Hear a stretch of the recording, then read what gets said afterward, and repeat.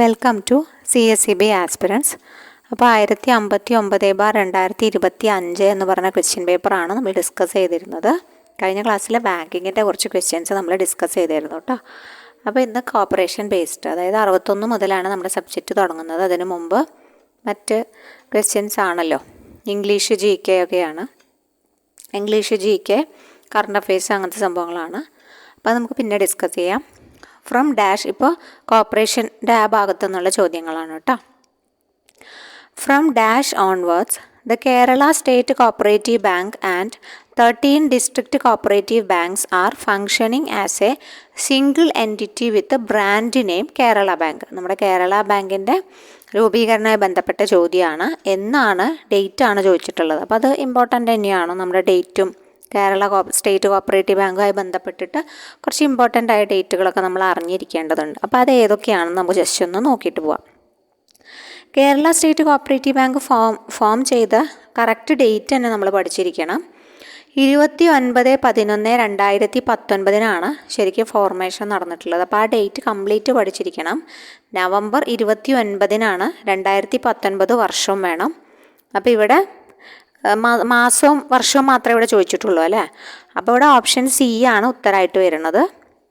November 2019 മാത്രമാണ് ഇവിടെ ചോദിച്ചിട്ടുള്ളത്. അപ്പോൾ നമുക്കത് മാത്രം ഇപ്പോൾ മാർക്ക് ചെയ്ത് പോവാം. പക്ഷേ ഡേറ്റും നിങ്ങൾ പഠിച്ചിരിക്കണം.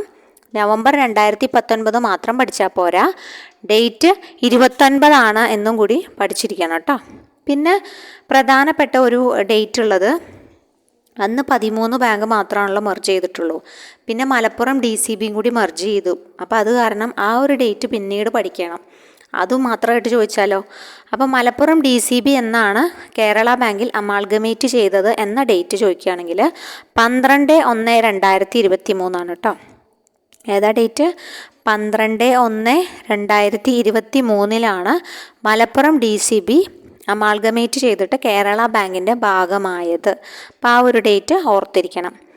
പിന്നെ പ്രധാനപ്പെട്ട ഒരു ഡേറ്റ് ഉള്ളത്, ഫസ്റ്റ് ഷെഡ്യൂൾഡ് കോപ്പറേറ്റീവ് ബാങ്ക് ആണല്ലോ ആര്? കേരള സ്റ്റേറ്റ് കോപ്പറേറ്റീവ് ബാങ്ക് അന്ന് അറിയപ്പെട്ടിരുന്ന കേരള ബാങ്ക്. അപ്പോൾ അതിൻ്റെ ഡേറ്റ് ചോദിക്കാറുണ്ട്, ഷെഡ്യൂൾഡ് ആയത്. അപ്പോൾ അതിൻ്റെ ഡേറ്റ് പറയുകയാണെങ്കിൽ 1/7/1966. അപ്പോൾ ഷെഡ്യൂൾഡ് സ്റ്റാറ്റസ് ലഭിച്ച മാസവും വർഷവും ഇമ്പോർട്ടൻ്റ് ആണ് കേട്ടോ. 1/7/1966 കോപ്പറേറ്റീവ് ബാങ്കിന് ഈ ഒരു കേരള സ്റ്റേറ്റ് കോപ്പറേറ്റീവ് ബാങ്കിന് ഷെഡ്യൂൾഡ് ബാങ്ക് എന്ന പദവി ലഭിച്ചത്. അപ്പോൾ അതൊക്കെ ഇമ്പോർട്ടൻ്റ് ആണ്. പിന്നെ കേരള സ്റ്റേറ്റ് കോപ്പറേറ്റീവ് ബാങ്കിൻ്റെ ഡെഫിനിഷൻ പറയുന്നത് 2KA കേട്ടോ. 2KA. അപ്പോൾ ആദ്യം 3 ടയർ ആയിരുന്നു ഷോർട്ട് ടേം ക്രെഡിറ്റ്. പക്ഷേ ഇപ്പം എന്തായി, ഈ ഒരു ലയനത്തോടു കൂടി 2 ടയറിലാണ് അപ്പോൾ വർക്ക് ചെയ്യുന്നത്. അപ്പോൾ DCB നടക്കുന്നു പോയി. അപ്പോൾ ഫസ്റ്റ് അപ്പെക്സ് ലെവല് കേരള ബാങ്കും പിന്നെ പ്രൈമറീസും മാത്രമായി എന്ന് ഒന്ന് ഓർത്തിരിക്കുക. ഓക്കെ, അപ്പോൾ നമുക്ക് പതുക്കെ അടുത്ത ക്വസ്റ്റ്യനിലേക്ക് പോവാം. അടുത്ത ക്വസ്റ്റ്യൻ എന്താ വെച്ചാൽ ഫ്ലാഗുമായി ബന്ധപ്പെട്ടതായിരുന്നു. ഫ്ലാഗുമായിട്ടുള്ള ക്ലാസ് നമ്മൾ വിശാലമായ ക്ലാസ് എടുത്തായിരുന്നു. കാണാത്ത കൂട്ടുകാർ ആരെങ്കിലും ഉണ്ടെങ്കിൽ ഒന്ന് പോയി കണ്ടോളൂ കേട്ടോ. ഉപകാരപ്പെട്ട ക്ലാസ്സാണ്. എല്ലാ എക്സാമിനും പ്രയോജനപ്രദമാവുന്ന രീതിയിലാണ് നമ്മളത് ചെയ്തിട്ടുള്ളത്. The orange colour in the cooperative bank flag. Cooperative ഫ്ലാഗിൽ ഓറഞ്ച് കളർ എന്തിനെയാണ് ഡിനോട്ട് ചെയ്യുന്നതെന്നാണ്. സ്റ്റാൻഡ്സ് ഫോർ കറേജ് പറഞ്ഞിട്ടുണ്ട്. പിന്നെ offers the vision of possibilities ഉണ്ട്.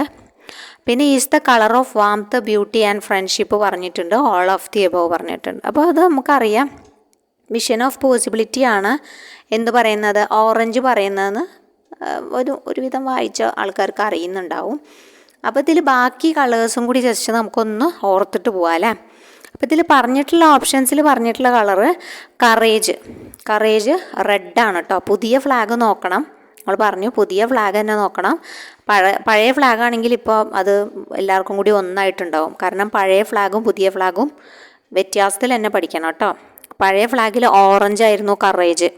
അപ്പോൾ ഇവിടെ വന്നിട്ടുണ്ടല്ലോ കറേജ്, അങ്ങനെ ചിലപ്പോൾ തെറ്റാൻ സാധ്യതയുണ്ട്. ഇപ്പോഴത്തെ ഫ്ലാഗ് പഠിക്കുക. ഇപ്പോഴത്തെ ഫ്ലാഗിൽ എന്താ പറയണത്, റെഡാണ് കറേജ് വന്നിട്ടുള്ളത് കേട്ടോ. റെഡാണ് കറേജ്. ഓറഞ്ച് എന്താണ്, വിഷൻ ഓഫ് പോസിബിലിറ്റീസ് ആണ്. ഓറഞ്ച് വിഷൻ ഓഫ് പോസിബിലിറ്റീസ് ആണ്. യെല്ലോ എന്താണ്, challenge the green has kindled, അതായത് പച്ച ഉയർത്തിയ വെല്ലുവിളികളെ കുറിച്ചിട്ട് പ്രതിനിധാനം ചെയ്യുന്നതാണ് യെല്ലോ എന്ന് പറഞ്ഞു കഴിഞ്ഞാൽ. അപ്പോൾ പച്ച എന്താണെന്ന് അറിഞ്ഞിരിക്കണം. പച്ച പറയുന്നത് growth, understanding of the aims and values of the corporation. കോർപ്പറേഷൻ്റെ ഗ്രോത്തും അതിൻ്റെ എയിംസും വാല്യൂസിനെ കുറിച്ചിട്ടുള്ള അറിവും അണ്ടർസ്റ്റാൻഡിങ്ങുമാണ് അത്. അപ്പോൾ അതിനെക്കുറിച്ചിട്ടുള്ള വെല്ലുവിളികളാണ് എന്ത് യെല്ലോ എന്ന് പറയണത് കേട്ടോ. ചാലഞ്ച് ദ ഗ്രീൻ ഹാസ് കിൻഡിൽഡും പിന്നെ ഗ്രീൻ പറയുന്നത് growth, understanding of the aims and values of കോർപ്പറേഷനും. പിന്നെ ബ്ലൂ രണ്ട് രീതിയിൽ പറയുന്നുണ്ട്. സ്കൈ ബ്ലൂവും പറയുന്നുണ്ട്, ഡാർക്ക് ബ്ലൂവും പറയുന്നുണ്ട്. സ്കൈ ബ്ലൂ പറയുന്നത് far horizons to provide education and help to unfortunate people, ഭാഗ്യമില്ലാത്ത ആൾക്കാർ, to strive towards global unit എന്നാണ് പറയുന്നത് കേട്ടോ. അതായത് ഫാർ ഹൊറിസോൺസ് ടു പ്രൊവൈഡ്. ഇപ്പം നമ്മുടെ ക്ലാസ് കാണാത്ത ആരെങ്കിലും ഉണ്ടെങ്കിൽ നമ്മൾ ക്ലാസ് കാണാം. നമ്മൾ മലയാളത്തിലും കൂടി വിശദമായിട്ട് ഉൾപ്പെടുത്തിയിട്ടുള്ള കാരണം നിങ്ങൾക്ക് അത് ഉപകാരപ്പെടും കേട്ടോ. ഒന്നും കൂടി കണ്ട് വ്യക്തമായി നോട്ട് എഴുതേ അല്ലെങ്കിൽ നിങ്ങൾ മനസ്സിലാക്കുകയോ ചെയ്യുക. അപ്പോൾ സ്കൈ ബ്ലൂ പറയുന്നത് far horizons to provide education and help to unfortunate people and to strive towards global unit. പിന്നെ ബ്ലൂ എന്താണ്? ഡാർക്ക് ബ്ലൂ പറയുന്നത് suggest pessimism, reminding us of less fortunate പീപ്പിളിനെ കുറിച്ചിട്ടാണ് പറയുന്നത്. കുറച്ച് ഭാഗ്യക്കുറവുള്ള ആൾക്കാരെ കുറിച്ചിട്ടാണ് വേൾഡിലെ who are in need of the benefits from corporation പറയുന്നുണ്ട്. പിന്നെ വയലറ്റ് ആണ് പറയുന്നത്. വയലറ്റ് പറയുന്നത് colour of warmth, beauty and friendship. അപ്പം അതിൽ കുറച്ചുള്ളത് എന്താണ് സംഭവം? കുറച്ചുള്ളത് എന്തായാലും ബ്ലൂവും സ്കൈ ബ്ലൂവും ഡാർക്ക് ബ്ലൂവും കുറേ ഉണ്ട്. കുറച്ചുള്ളത് ഈ ഒരു റെഡും ഓറഞ്ചും യെല്ലോയും പിന്നെ അതുപോലെ തന്നെ വയലറ്റുമാണ് വരുന്നത്. അപ്പോൾ അതൊക്കെ ഒന്ന് നോക്കിയിരിക്കുക. ഇനി ഒന്നും പഠിക്കാൻ പറ്റാത്തവർ അതെങ്കിലും നോക്കിയിരിക്കുക. സ്കൈ ബ്ലൂവും ഡാർക്ക് ബ്ലൂവും ഒഴിവാക്കിയാലും, പക്ഷെ ഒഴിവാക്കരുത്, നിങ്ങൾ മലയാളത്തിലുള്ള മീനിങ് കൊടുത്തിട്ടുണ്ട്, അതൊന്ന് നോക്കിയാൽ മതി. അപ്പോൾ കുറച്ചും കൂടി ഈസി ആയിട്ട് നമുക്ക് മനസ്സിലാവും കേട്ടോ. ഓക്കെ, അപ്പം നമുക്കിനി അടുത്ത ചോദ്യത്തിലേക്ക് കടക്കാം. ഇപ്പോൾ ഇത് മനസ്സിലായിട്ടുണ്ടാവും, ക്ലിയർ ആയിട്ട് മനസ്സിലായിട്ടുണ്ടാവും എന്ന് വിചാരിക്കണം. അടുത്ത ക്വസ്റ്റ്യൻ നോക്കുകയാണെങ്കിൽ ഒരു സ്പെഷ്യൽ ചാർജിൻ്റെ കേസായിരുന്നു. ലീന് മോർട്ടഗേജ് ഗഹാന ഹൈപ്പോത്തിക്കേഷനെ ബന്ധപ്പെട്ടാണ്. Dash means A special charge on movable or immovable property. അതായത് മൂവബിളും ഉണ്ട് ഇമ്മൂവബിളും ഉണ്ട്. അപ്പോൾ നമ്മൾ ഓരോ കേസ് എടുത്തിട്ട് കട്ട് ചെയ്ത് കളയാൻ പറ്റും നമുക്ക്. പിന്നെ പ്രത്യേകം പറയുന്നുണ്ട് in favour of a cooperative credit society എന്നും പറയുന്നുണ്ട്. അപ്പോൾ തന്നെ നമുക്ക് ഉത്തരം കിട്ടും അല്ലേ. By a mere declaration in റൈറ്റിങ്ങിലൂടെ കൊടുക്കുകയാണ്. By the borrower for securing the payment of money advanced by way of loan. അതായത് ലോൺ കൊടുത്ത തുകയ്ക്ക് സെക്യൂരിറ്റി ആയിട്ട് കൊടുക്കുന്ന സംഭവം എന്താ കൊടുക്കുന്നത്? ഒന്നുകിൽ മൂവബിൾ കൊടുക്കാം അല്ലെങ്കിൽ ഇമ്മൂവബിൾ കൊടുക്കാം. അപ്പോൾ അത് ഏതാണെന്നാണ് ചോദിച്ചിട്ടുള്ളത്. ഉത്തരമായിട്ട് വരുന്നത് ഗേഹാനാണ്. കോപ്പറേറ്റീവ്സ് ക്രെഡിറ്റ് സൊസൈറ്റീസ് കൊടുക്കുന്നതല്ലേ ഗേഹാൻ എന്ന് പറഞ്ഞു കഴിഞ്ഞാൽ. അപ്പോൾ ഉത്തരമായിട്ട് വരുന്നത് എന്താണ്? ഗേഹാനാണ്. അപ്പോൾ നമുക്ക് എല്ലാ കേസസും ഒന്ന് നോക്കിയിട്ട് പോവാം. അതായത് ലീൻ എന്താണ്, ലീൻ എന്തിനെ കുറിച്ചിട്ടാണ് പറയണത്, മോർട്ടഗേജ് എന്താണ്, ജസ്റ്റ് ഒന്ന് നോക്കിയിട്ട് പോകാം അല്ല കേട്ടോ. അപ്പോൾ ലീനിൽ എന്താ പറയണത്, എന്തിനെ കുറിച്ചിട്ടാണ് ലീന് പറയണത് നോക്കാം. ലീൻ എന്ന് വെച്ചാൽ right of a person or a ക്രെഡിറ്ററാണ്. ക്രെഡിറ്റർ എന്ന് വെച്ചാൽ കാശ് കിട്ടാനുള്ള ആൾ അല്ലേ.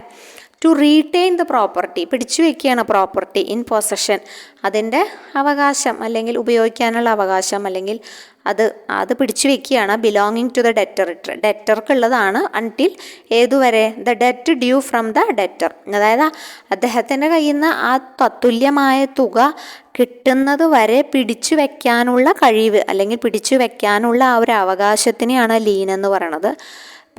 ഇപ്പോൾ എക്സാമ്പിൾ പറയുകയാണെങ്കിൽ ഇപ്പോൾ നമ്മൾ ഒരു തുണി തയ്ക്കാൻ കൊടുത്തു അപ്പോൾ ഏറ്റവും സിമ്പിളായ ഒരു എക്സാമ്പിളാണ് ഡെയിലി ലൈഫിലുള്ളത് തന്നെയാണ്. അപ്പോൾ തുണി തയ്ക്കാൻ കൊടുത്തു, നമ്മൾ തുണി വാങ്ങിക്കാൻ പോവുകയാണ്. തുണി വാങ്ങിക്കാൻ പോകുമ്പോൾ നമ്മൾ കാശ് കൊടുക്കണം അല്ലേ. കാശ് കൊടുത്താൽ അല്ലെങ്കിൽ കാശ് തന്നില്ലെങ്കിൽ അയാൾ പറയുന്നത് ഇവിടെ ഇരുന്നോട്ടെ, കാശ് വരുമ്പോൾ കൊണ്ടുപോകാം എന്ന് പറയും. അല്ലെങ്കിൽ ഇപ്പോൾ സാധനങ്ങൾ വാങ്ങി സൂപ്പർ മാർക്കറ്റിൽ പോയി സാധനങ്ങൾ വാങ്ങിയുമ്പോൾ അയാളെന്ത് പറയും, കാശ് തരുന്ന വരെ സാധനങ്ങൾ ഇവിടെ ഇരുന്നോട്ടെ എന്ന് പറയും. അതൊരു ലീനാണ്. കാരണം തത്തുല്യമായ തുക നൽകിയാൽ മാത്രമേ ആ സാധനം തിരിച്ചു തരുള്ളൂ എന്ന് പറയണത് അയാൾക്ക് അത് പിടിച്ചു വെക്കാനുള്ള ഒരു അവകാശമുണ്ട്. അദ്ദേഹം പണിയെടുത്ത അല്ലെങ്കിൽ അദ്ദേഹത്തിൻ്റെ മുതലാണല്ലോ അത്. അപ്പം നമ്മൾ തത്തുല്യമായ തുക നൽകിയാൽ മാത്രമേ അത് വിട്ടു തരുള്ളൂ എന്ന് പറയാനുള്ള ഒരു അവകാശം അദ്ദേഹത്തിനുണ്ട്. അതൊരു ലീനാണ് അല്ലേ. അപ്പോൾ അതാണ് പറയണത് റൈറ്റ് ഓഫ് എ പ്രോപ്പർട്ടി, അതായത് റൈറ്റ് ഓഫ് എ പേഴ്സൺ അല്ലെങ്കിൽ creditor to retain the property in possession belonging to the debtor until the debt due from the debtor is closed. Close ചെയ്താൽ മാത്രമേ നമുക്ക് ആ ഒരു സാധനം നൽകുള്ളൂ, അപ്പോഴേ നമുക്കത് ഉപയോഗിക്കാൻ കഴിയുള്ളൂ എന്നാണ് പറയുന്നത്. അങ്ങനെയുള്ള the right to retain the goods till the repayment of a ഡെപ്റ്റ് ഈസ് കാൾഡ് ലീൻ എന്ന് പറയണം കേട്ടോ. സിമ്പിളായൊരു എക്സാമ്പിളാണ് നമ്മൾ പറഞ്ഞത്. അപ്പോൾ ഇവിടെ ഒരു പർട്ടിക്കുലർ പ്രോപ്പർട്ടി എന്നേ പറയുന്നുള്ളൂ, മൂവബിൾ ആണോ ഇമ്മൂവബിൾ ആണോ എന്നൊന്നും പറയുന്നില്ല. ഒരു പർട്ടിക്കുലർ പ്രോപ്പർട്ടി എന്നാണ് ലീനിൻ്റെ കേസിൽ പറയുന്നത് കേട്ടോ. പിന്നെ മോർട്ടേജിൻ്റെ കേസ് എടുക്കുകയാണെങ്കിൽ മോർട്ടഗേജ് എന്താ പറയണത്? It is a transfer of interest transfer ചെയ്യുന്നു ഒരു സ്പെസിഫിക് ഇമ്മൂവബിൾ പ്രോപ്പർട്ടി. പ്രത്യേകം പറയുന്നുണ്ട് immovable property for securing a loan or for performing a contract. ഒന്നെങ്കിൽ ഒരു കോൺട്രാക്റ്റ് പെർഫോം ചെയ്യുന്നതിൻ്റെ ഭാഗമായോ അല്ലെങ്കിൽ ഒരു ലോൺ സെക്യൂർ ചെയ്യുന്നതിൻ്റെ ഭാഗമായോ ഒരു സ്പെസിഫിക് ആയിട്ടുള്ള ഇമ്മൂവബിൾ പ്രോപ്പർട്ടി ട്രാൻസ്ഫർ ചെയ്ത് കൊടുക്കുമ്പം അതിൻ്റെ ഇൻട്രസ്റ്റ് ട്രാൻസ്ഫർ ചെയ്ത് കൊടുക്കുക, അവകാശം ട്രാൻസ്ഫർ ചെയ്ത് കൊടുക്കുന്നതിനെയാണ് മോർട്ടഗേജ് എന്ന് പറയുക. അപ്പോൾ ഇവിടെ പറഞ്ഞിട്ടുണ്ട് മൂവബിളും ആവാം ഇമ്മൂവബിളും ആവാം. അപ്പോൾ മോർട്ടഗേജ് ആവാൻ സാധ്യതയില്ല എന്ന് മനസ്സിലായിട്ടുണ്ടാവും അല്ലേ. അപ്പോൾ കോപ്പറേറ്റീവ് ക്രെഡിറ്റ് സൊസൈറ്റി എന്ന് കേൾക്കുമ്പോൾ തന്നെ ഒരുവിധം ഗഹാനാന്ന് ഉറപ്പാവും. പക്ഷെ എന്നാലും നമ്മൾ ബാക്കിയുള്ള കേസസ് ജസ്റ്റ് ഒന്ന് നോക്കണമെന്നേ ഉള്ളൂ കേട്ടോ. അപ്പോൾ അടുത്ത് നോക്കുകയാണെങ്കിൽ ഹൈപ്പോത്തിക്കേഷനാണ്, ചൂണ്ടിപ്പണയം എന്നൊക്കെ പറയും. അതായത് ഈ വെഹിക്കിളുണ്ടല്ലോ, വെഹിക്കിള് അതുപോലെ തന്നെ stock of goods, raw materials ഒക്കെ വെച്ചിട്ട് നമുക്ക് എന്ത് ചെയ്യാം, പൈസ കടം വാങ്ങാം അല്ലേ. അപ്പോൾ നമ്മളിപ്പോൾ വെഹിക്കിള് വെച്ചിട്ടാണെങ്കിൽ RC ബുക്കോ അങ്ങനെ എന്തെങ്കിലുമൊക്കെയാവും വെക്കുക, അല്ലാതെ വണ്ടി അവർക്ക് കൊടുക്കുമോ?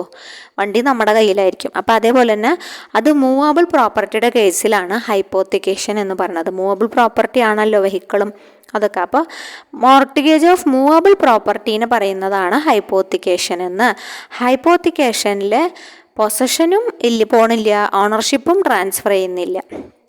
മറ്റേ ഇമ്മൂവബിൾ മോർട്ടഗേജിൽ നമ്മൾ പറഞ്ഞു എന്ത് കൊടുക്കുന്നുണ്ട് അല്ലേ, ഓണർഷിപ്പ് ട്രാൻസ്ഫർ ചെയ്ത് കൊടുക്കുന്നുണ്ടെന്ന് പറഞ്ഞു. പക്ഷേ ഇവിടെ എന്തില്ല, ഹൈപ്പോത്തിക്കേഷനിൽ neither possession or ownership is transferred to the creditor. ക്രെഡിറ്റർക്ക് രണ്ടും കൊടുക്കുന്നില്ല, ഓണർഷിപ്പും എഴുതി കൊടുക്കുന്നില്ല, പൊസഷനും കൊടുക്കുന്നില്ല. പകരം അതിൻ്റെ ബന്ധപ്പെട്ട രേഖകൾ എന്തെങ്കിലുമാണ് കൊടുക്കുന്നത് അല്ലേ. അതൊരു ചാർജ്, മൂവബിൾ പ്രോപ്പർട്ടിയിൽ ക്രിയേറ്റ് ചെയ്യുന്ന ചാർജാണ് എന്ത്, ഹൈപ്പോത്തിക്കേഷൻ എന്ന് പറഞ്ഞു കഴിഞ്ഞാൽ. അപ്പോൾ ഇവിടെ ഉത്തരമായിട്ട് വരുന്നത് ഏതാണ്? ഗേഹാനാണ് ഉത്തരമായിട്ട് വരുന്നത്. ബാക്കിയുള്ള എക്സാമ്പിൾസ് ഒക്കെ മനസ്സിലായി എന്ന് വിചാരിക്കുന്നു. ഓക്കെ, അപ്പോൾ അടുത്ത ചോദ്യത്തിലേക്ക് കടക്കാം. Which of the following is not a basic member right? ഒരു മെമ്പറുടെ ബേസിക് ആയ മെമ്പറുടെ റൈറ്റ് അല്ലാത്തത് ഏതെന്നാണ് ചോദ്യം വന്നിട്ടുള്ളത്. അപ്പോൾ ഒന്നാമത്തെ ഓപ്ഷനിൽ പറഞ്ഞത് elect and remove the president. പ്രസിഡൻറ്റിനെ എലക്ട് ചെയ്യുക, അതുപോലെ തന്നെ റിമൂവ് ചെയ്യുക. അതവിടെ നിൽക്കട്ടെ. അടുത്തത് നോക്കുകയാണെങ്കിൽ effectively participate in the general body. അത് ശരിക്കും ഒരു മെമ്പർ ചെയ്യുന്നത് തന്നെയല്ലേ, എഫക്റ്റീവായിട്ട് ജനറൽ ബോഡിയിൽ പാർട്ടിസിപ്പേറ്റ് ചെയ്യും അല്ലേ. അതുപോലെ തന്നെ അടുത്തത് പറയുന്നത് ഒബ്റ്റെയിൻ റെലവൻറ്റ് ഇൻഫർമേഷൻ ലഭിക്കുക, അതും അദ്ദേഹത്തിൻ്റെ ഡ്യൂട്ടി തന്നെയാണ്, റൈറ്റ് തന്നെയാണ്. പിന്നെ എലക്ട് ആൻഡ് റിമൂവ് മെമ്പേഴ്സ്, ബോർഡിലെ മെമ്പേഴ്സിനെ തിരഞ്ഞെടുക്കുകയും എലക്ട് ചെയ്യുകയും ഒഴിവാക്കുകയൊക്കെ ചെയ്യുന്നത്. അപ്പോൾ പ്രസിഡൻറ്റിൻ്റെ കാര്യം മാത്രമാണ് ബേസിക് മെമ്പർ റൈറ്റ് അല്ലാത്തതെന്ന് പറയണം കേട്ടോ. പ്രസിഡൻറ്റിൻ്റെ കാര്യം മാത്രമാണ്. അത് എലക്റ്റഡ് ആയിട്ടുള്ള കമ്മിറ്റിയിലെ ബോർഡിൽ നിന്നാണ് ആരെ തിരഞ്ഞെടുക്കുന്നത്, പ്രസിഡൻറ്റിനെ തിരഞ്ഞെടുക്കുന്നത്. അത് ചിലപ്പോൾ വലിയൊരു സംഘമൊന്നും ആണെങ്കിൽ എല്ലാ മെമ്പേഴ്സിനെയും വിളിച്ചു ചേർത്തിട്ടാവില്ല ചെയ്യുന്നത്. അപ്പോൾ അതുകൊണ്ട് തന്നെ അത് ബേസിക് മെമ്പർ റൈറ്റ് അല്ല എന്ന് നമുക്ക് പറയാം. നെക്സ്റ്റ് ക്വസ്റ്റ്യൻ നോക്കുകയാണെങ്കിൽ which one of the following is not a റോക്ക്ഡെയിലിൻ്റെ പ്രിൻസിപ്പൾ അല്ലാത്തത് ഏതെന്നാണ് ചോദിച്ചിട്ടുള്ളത്. ഡെമോക്രാറ്റിക് കൺട്രോൾ ആണോ, കോപ്പറേഷൻ എമംഗ് കോപ്പറേറ്റീവ്സ് ആണോ, ഓപ്പൺ മെമ്പർഷിപ്പ് ആണോ, ക്യാഷ് ട്രേഡിംഗ് ആണോ വന്നിട്ടുള്ളത്. അപ്പോൾ നമുക്ക് എന്തു ചെയ്യാം, റോക്ക്ഡെയിലിൻ്റെ പ്രിൻസിപ്പൾസ് പഠിക്കാതെ നമ്മൾ ഒരിക്കലും എക്സാമിന് പോകരുത് അല്ലേ. പലതരത്തിലും ചോദിക്കാറുണ്ട് റോക്ക്ഡെയിലിൻ്റെ പ്രിൻസിപ്പൾസുമായി ബന്ധപ്പെട്ട കാര്യങ്ങൾ നമുക്കറിയാം. കോപ്പറേഷൻ എമംഗ് കോപ്പറേറ്റീവ്സ് ആണ് ഇവിടെ ഉത്തരമായിട്ട് വരുന്നതെന്ന് അറിയാം. അപ്പോൾ നമ്മൾ റോക്ക്ഡെയിലിൻ്റെ പ്രിൻസിപ്പൾസ് ജസ്റ്റ് ഒന്ന് നോക്കാം. റോക്ക്ഡെയിലിൻ്റെ പ്രിൻസിപ്പൾസ് അഡോപ്റ്റ് ചെയ്യുന്നത് 1860 open membership, democratic control, limited interest on capital, payment of patronage dividend, cash trading, political and religious neutrality, promotion of education എന്നിവയാണ് എന്ത് വരുന്നത്, പിന്നെ നമ്മുടെ റോക്ക്ഡെയിലിൻ്റെ പ്രിൻസിപ്പൾസ് ആയിട്ട് വരുന്നത്. അപ്പോൾ ഇതിൽ ഇല്ലാത്തത്, അതായത് കോപ്പറേഷൻ എമംഗ് കോപ്പറേറ്റീവ്സ് ആണ് ഇതിൽ ഇല്ലാത്തത് അല്ലേ, റോക്ക്ഡെയിലിൻ്റെ പ്രിൻസിപ്പൾസിൽ ഇല്ലാത്തത്. അപ്പോൾ അതുകൊണ്ട് നമുക്ക് അത് ഉത്തരമായി കൊടുക്കാം. പക്ഷേ പിന്നീട് ലാസ്റ്റത്തെ സ്റ്റേജിൽ കോപ്പറേഷൻ എമംഗ് കോപ്പറേറ്റീവ്സ് ഉണ്ട് താനും. അപ്പോൾ അത് വ്യക്തമായിട്ട് പഠിച്ചിരിക്കുക. അപ്പോൾ നമ്മളെ സ്റ്റേജസ് നമ്മൾ നന്നായി ചെയ്തിട്ടുണ്ട് കേട്ടോ. മറ്റേ കോപ്പറേറ്റീവിൻ്റെ ഇങ്ങനത്തെ പ്രിൻസിപ്പൾസായി ബന്ധപ്പെട്ട ക്ലാസ് ഉണ്ട്, സമയമുള്ളവരൊന്ന് പോയി കാണുക കേട്ടോ. അടുത്തത് പറയുന്നത് who defined cooperation as something more than a system. It is a spirit which appeals to the heart and mind. It is a religion applied to business. It is a gospel of self sufficiency and service. Self sufficiency and service എന്ന് പറഞ്ഞിട്ടുണ്ട്. Okay, ML darling ആണോ, ഹെറിക് ആണോ, ഫേ ആണോ, VL മെഹത്തയാണോ?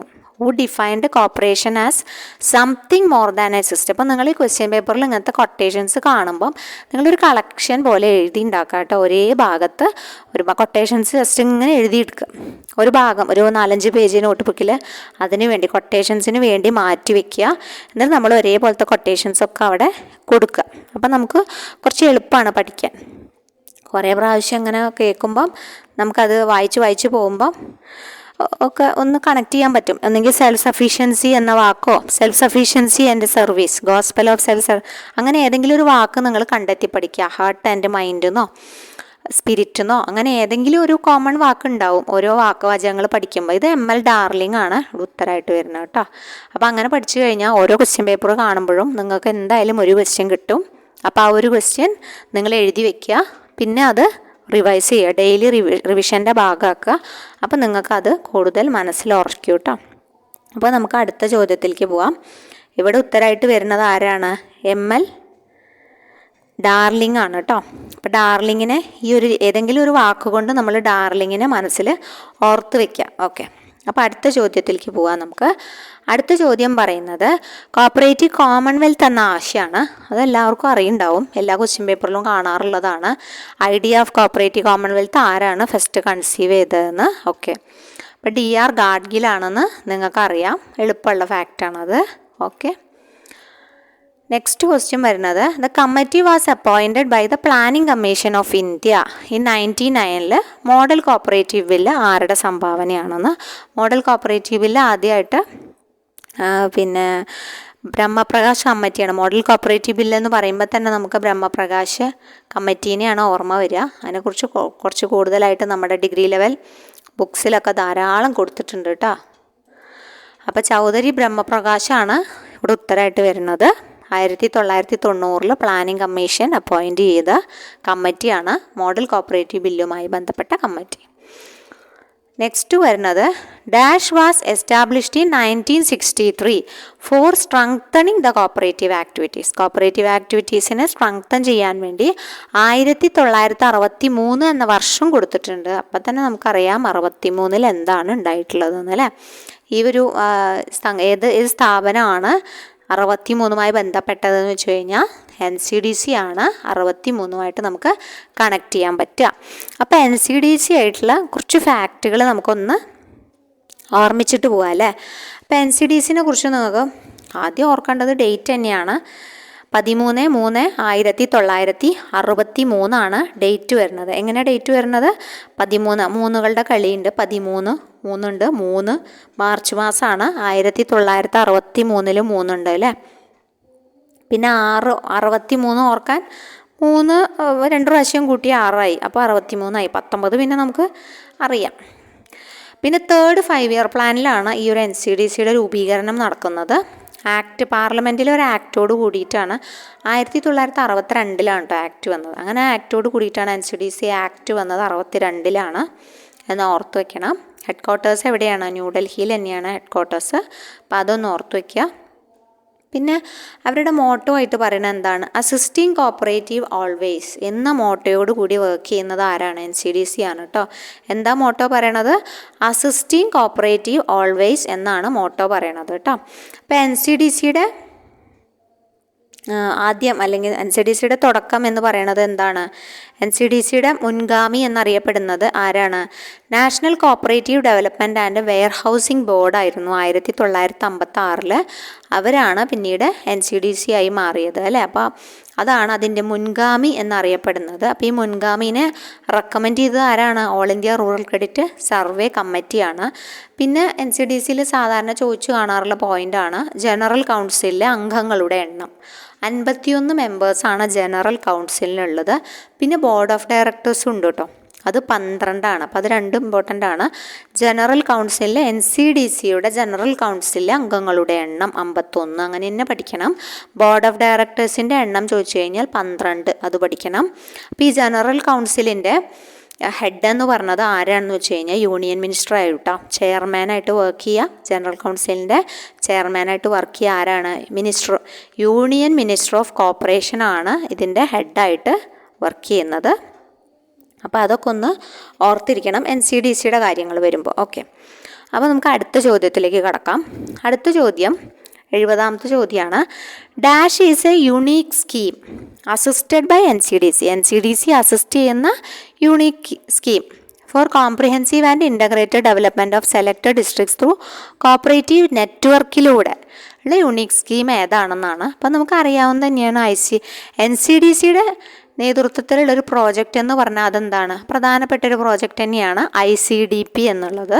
അപ്പോൾ ആ പ്രോജക്റ്റുമായി ബന്ധപ്പെട്ടിട്ടുള്ള കാര്യങ്ങൾ സെലക്റ്റഡ് ഡിസ്ട്രിക്ട്സിലൂടെയാണ് അത് നടപ്പിലാക്കുന്നതെന്ന് പറഞ്ഞു. അപ്പോൾ അതുമായി ബന്ധപ്പെട്ട കാര്യങ്ങൾ എന്തൊക്കെയാണെന്ന് ജസ്റ്റ് ഒന്ന് നമുക്ക് നോക്കാം കേട്ടോ. അപ്പോൾ ICDP എന്നാണ് ഇംപ്ലിമെൻറ്റ് ചെയ്തത്? ICDC ഇംപ്ലിമെൻറ്റ് ചെയ്യുന്നത് 1985-86 കാലഘട്ടത്തിലാണ്. ICDPന് 7th 5-year പ്ലാനിൻ്റെ ഭാഗമായിട്ട്, അതായത് 7ാം പഞ്ചവത്സര പദ്ധതിയുടെ ഭാഗമായിട്ടാണ് ആദ്യമായിട്ട് ICDP എന്ന് പറഞ്ഞൊരു പ്രോജക്റ്റ് കൊണ്ടുവരുന്നത് കേട്ടോ. അങ്ങനെ കൊണ്ടുവരുന്നു. അപ്പോൾ അതിൻ്റെ വർഷം 85-86 കാലഘട്ടത്തിലാണെന്ന് ഓർക്കുക.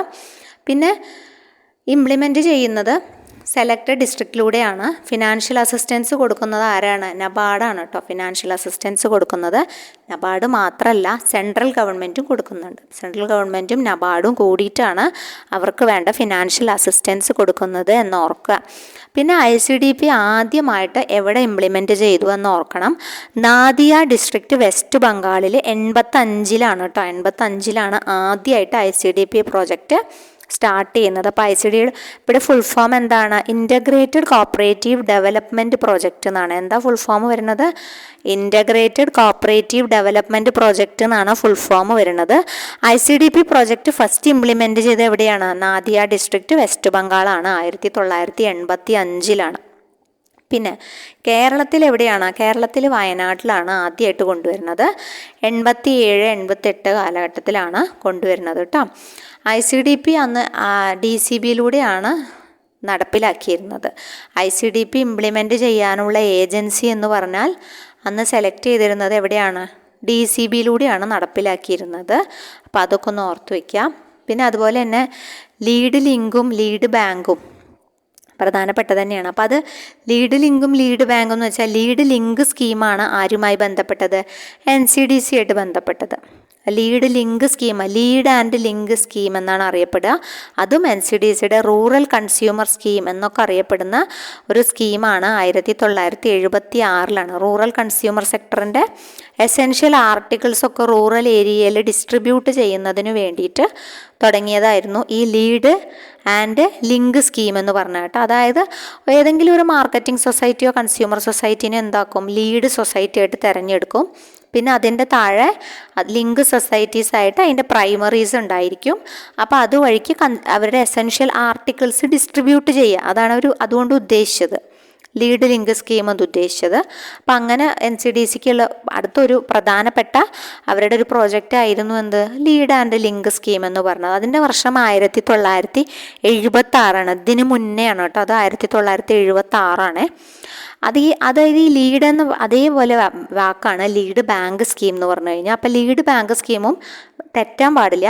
ലീഡ് ബാങ്ക് നമ്മുടെ RBIയുടെ 69-ലാണ് ലീഡ് ബാങ്ക് കൊണ്ടുവന്നത്. ലീഡ് ബാങ്കും ഇത് തന്നെയാണ്. ഒരു മേജർ ബാങ്ക് ഉണ്ടായിരിക്കും, പിന്നെ അതേപോലെ തന്നെ ലീഡ് ബാങ്ക് ഉണ്ടായിരിക്കും. പിന്നെ അത് വെച്ചിട്ട് സംഭവം അത് തന്നെയാണ്, പ്രോഗ്രാം അത് തന്നെയാണ്. പക്ഷെ മറ്റോടത്ത് ബാങ്കുകളാണ്, മറ്റോടത്ത് ഈ ഒരു എസെൻഷ്യൽ ആർട്ടിക്കിൾസ് വിതരണം നടത്തുന്നതിനുള്ള ഒരു പ്രോസസ്സായിരുന്നു. ഇവിടെ എന്താണ്? ഈ ലീഡ് ബാങ്കുകൾ ഉണ്ടായിരിക്കും. ലീഡ് ബാങ്കിൽ നിന്നും പിന്നെ എന്ത് ചെയ്യുക? ഇതേപോലെ തന്നെ താഴേക്കിടയിലേക്ക് പിന്നെ വായ്പകളും മറ്റ് സംവിധാനങ്ങളും ബാങ്കിങ്ങിൻ്റെ ഫെസിലിറ്റീസ് വ്യാപിക്കുന്നതിൻ്റെ ഭാഗമായിട്ട് RBI കൊണ്ടുവന്നതായിരുന്നു 1969-ൽ ലീഡ് ബാങ്ക് സ്കീം എന്ന് പറയുന്നത്. അത് റെക്കമെൻഡ് ചെയ്ത കമ്മിറ്റി, അതായത് ലീഡ് ബാങ്കിൻ്റെ ഇംപ്ലിമെൻറ്റേഷനുമായി ബന്ധപ്പെട്ട കമ്മിറ്റി നമുക്ക് ചോദിക്കാറുണ്ട്. FKF നരിമാനായിരുന്നു ചെയർമാന്, DR ഗാഡ്ഗിലും. രണ്ടുപേരുമാണ് അത് ഇംപ്ലിമെൻറ്റ് ചെയ്ത് കമ്മിറ്റിയായി ബന്ധപ്പെട്ട് ഓർത്തിരിക്കേണ്ടത് കേട്ടോ.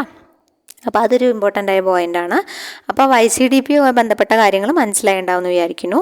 അപ്പോൾ ബാക്കി അടുത്ത 10 ക്വസ്റ്റനായിട്ട്, അപ്പോൾ നമ്മൾ 10 ക്വസ്റ്റനാണ് ഡിസ്കസ് ചെയ്ത് സഹകരണവുമായി ബന്ധപ്പെട്ട്. നമ്മുടെ ചാനൽ ആദ്യമായിട്ട് കാണുന്ന കൂട്ടുകാർ ആരെങ്കിലും ഉണ്ടെങ്കിൽ ഒന്ന് സബ്സ്ക്രൈബ് ചെയ്ത് സപ്പോർട്ട് ചെയ്തേക്കണേ. നമ്മൾ തുടർന്നും അടുത്ത ക്വസ്റ്റ്യൻസുമായിട്ട് വരാം കേട്ടോ. Thank you.